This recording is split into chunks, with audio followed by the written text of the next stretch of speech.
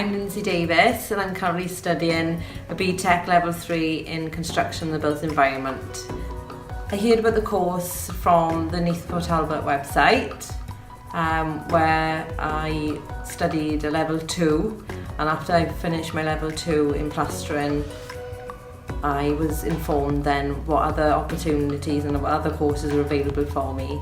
Throughout my career I've never really settled in a job which I found that really motivates me. So when I was on maternity leave, I basically thought, right, this is a chance now to retrain, because obviously I'm on a mortgage and children, I couldn't afford it. So when I was on maternity, I thought, right, I'm going to do it, and that's when I started my Level 2 in plastering. Since starting with MBTC, I've had an enormous amount of help from all the lecturers. They've been absolutely fantastic, especially considering my age. They've really supported me throughout the course and encouraged me, especially when times got hard, because trying to bring up 2 young children and work and do college has been really difficult.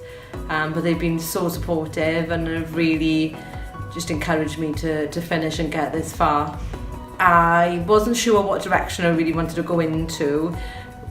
I was going to go into site management, but since starting this course I'm actually following the route of a quantity surveyor.